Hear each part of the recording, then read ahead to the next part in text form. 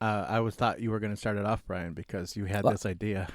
well, I was, but I was waiting for you to approach it from another angle so we could talk about the topic. See how we got into that intro just like that? It was real, not quite as slick as we want it to be. But actually, let's talk about that too.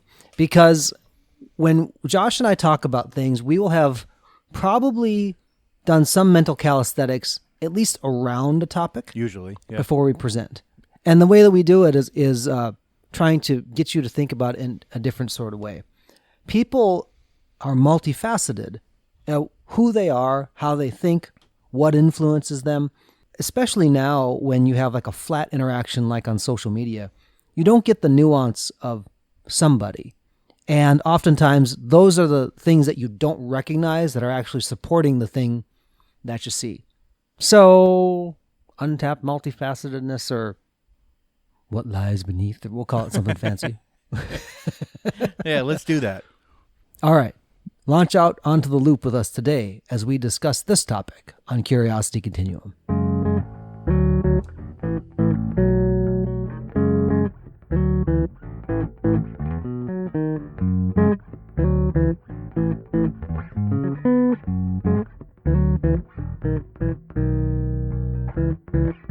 Hey everybody, this is Josh.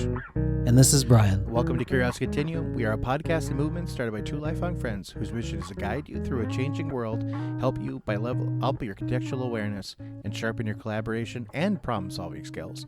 Our conversations explore, examine, and reframe practical topics that help you learn something new and apply what you already know in a new way. If you find these conversations helpful, please hit subscribe on your favorite podcast app and rate us and leave a review so others can join the community. As always, you can find us on curiositycontinuum.com and on our social media accounts. Thanks for tuning in, and let's start the conversation. All right, Brian, so you had this idea about untapped multifacetedness. We wanted it to sound fancy and awesome, but that's the fancy title. But why don't you break it down a little bit to kind of like get people in on board of what we're talking about? Untapped is probably one angle we could talk at it. Again, the multifacetedness of this. Oh yeah, or unrealized. Unrealized, maybe, because it's not that untapped. I think untapped, you know it's there, but you just don't use it. And unrealized is something you might not know existed, so that might be better. Okay, so let's talk about it from the angle of unrealized. Sure. Now, let's talk about the internal exercise, and then let's talk about the external exercise. Absolutely. That, Okay. So help keep me on track here. I'm trying. That is literally what I do every episode. So let's go. I know. So these episodes would be 55 minutes long if it wasn't for Josh cutting me out. Dang, I tell you what. In an unrealized aspect of yourself, human beings are not as compartmentalized as we would like to think we are. Exactly. And so everything kind of bleeds into everything else. That's okay. Those things actually benefit you, right? The thing where you might say, well, being, feeling for people makes it compromises my objectivity. It's like, no, it's because if you do care for people, your objectivity then becomes that much more important to say, what's the best application of it? Otherwise, you're just cold and calculating, right? Right. And I don't think it's to. So, okay. So like what you brought up there was, let's unpack that for a second. So you're talking about like, if somebody says, oh, look, I feel for other people, therefore, I'm like, I don't, like they're having. You're too wrapped up in emotion. Yeah, they're too wrapped up in emotion to like get from one place to another or whatever. But that's actually important because you feeling for other people, the empathy for others actually helps you in the long run. And so that's like maybe an untapped thing about yourself you might not know. Like if you feel what other people are feeling, that kind of helps you gauge how best to proceed in certain situations. Yeah, so we'll take it in the context of my wife and Mai's relationship. I'm very much, when we came into this, I was like the very like principle-driven, black and white, objective, person-y type thing. Sure. My wife, very much the nurturer, very much like the tender heart and everything. And I realized that after being married to her for so long, where I thought I'm in touch with people, it's like I don't know the first thing about people because she is so deep in understanding and empathizing with others that I had quite the education just by being married to her to understand those places in me, right? And I didn't value it because I didn't tap into the fact that that could actually be useful. Right. See, I made judgment calls on the things that like, well, this is more valuable in me than this.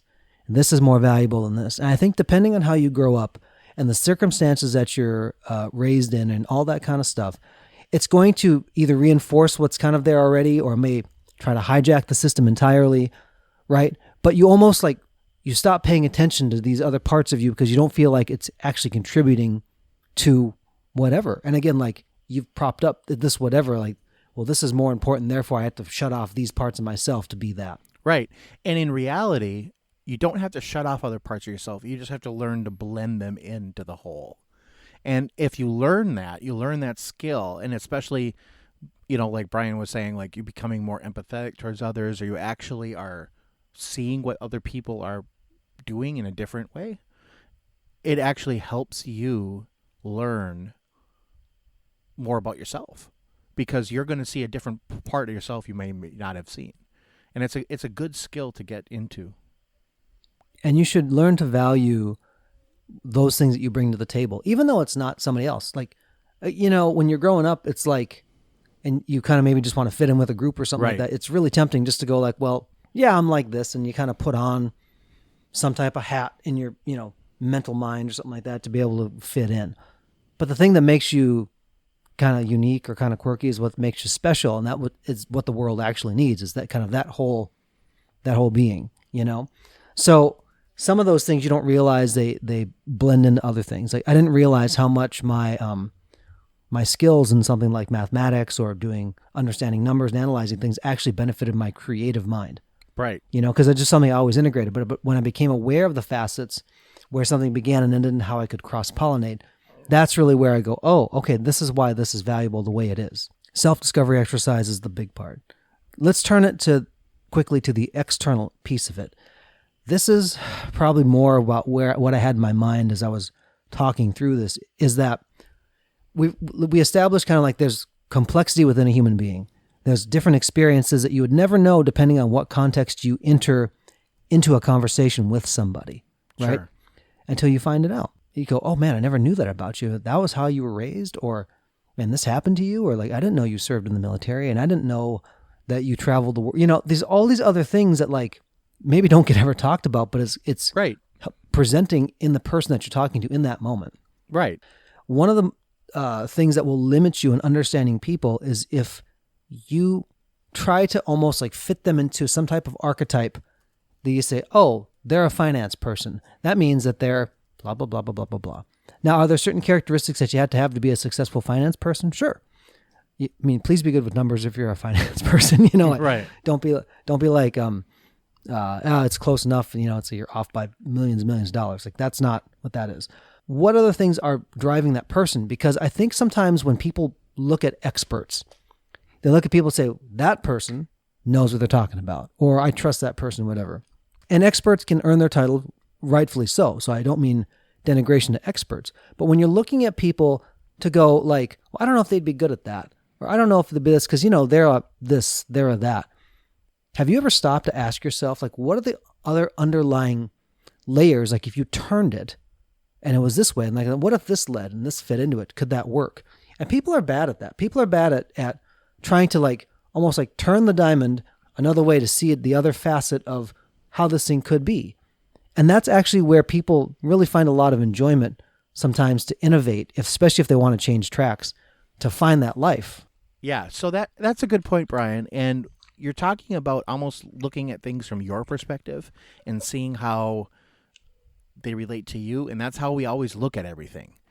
But it's important maybe to look at these kind of things from other people's perspectives. And so you're going to get those different viewpoints, which we talk about a lot of times, the contextual awareness, for example. Knowing where someone is coming from something or where you're coming from something is going to help you probably in your everyday life. There's a quote attributed to Albert Einstein, and whether he said it or not, I have never looked on the quotes online. Maybe Josh can do this while I'm talking, whatever. Where Albert Einstein said, basically if you're a fish and if you're judged by your ability to walk on land, you're going to be a poor fish. Yeah. You have to kind of judge it in the context, right? Right. Well, in the same way is how else could this work? You see innovations in the industries. It's like they have their box, they look at things a certain way, and you put something else into that box and go, oh, that makes a lot of sense. That's really cool. I read this article. There was an innovation actually in the distilling industry, Sazerac company. So they own like Buffalo Trace and everything. They're one of the major, holders of a lot of American whiskey and different other things around the world.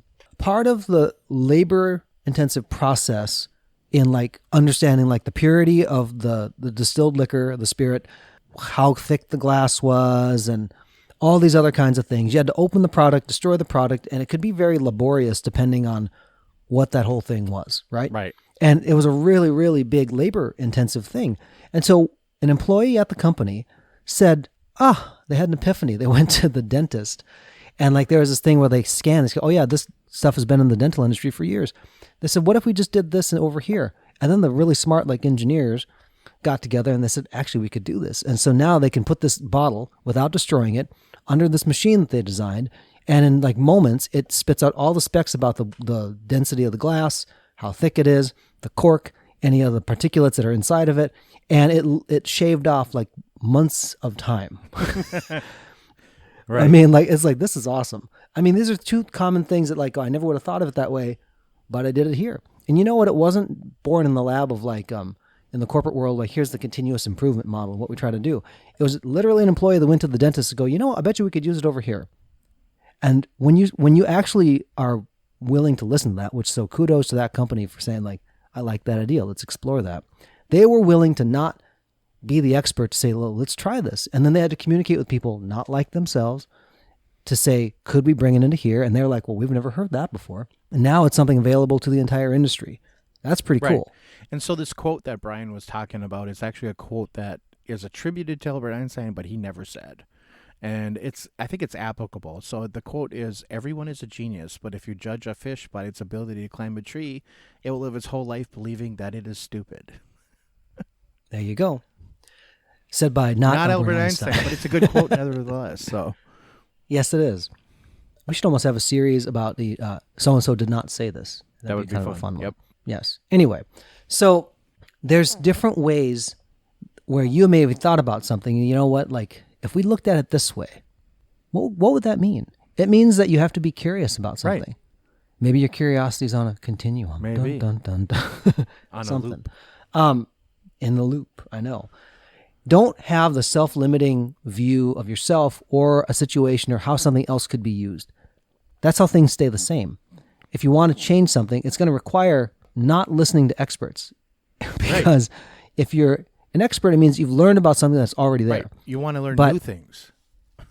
those are the explorers. Those are the scientists. Those are the entrepreneurs, right? They're trying to like innovate something that's not there but should be there. They're kind of seeing it, and they're kind of touching the edges. How many more elements have been added to the periodic table, Josh, since we left school? A lot. My children learn them and go, what the heck is that element? I had no idea. But if they said, well, we hit a good number, we're good with that. We never would continue to like explore, like, what if this was like this and we added one more atom to it? Or what if we did that? There's so many unrealized ways that you could maybe repurpose something or use it, and that's within yourself too in any situation, to like bring value. So the something that you probably have overlooked to go, oh, that's not really important.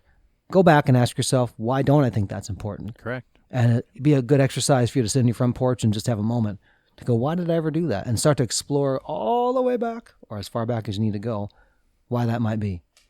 Yeah, I think that's probably a good place to put a comma, huh, Brian? We'll do that so they can go explore their multifaceted selves. Yep.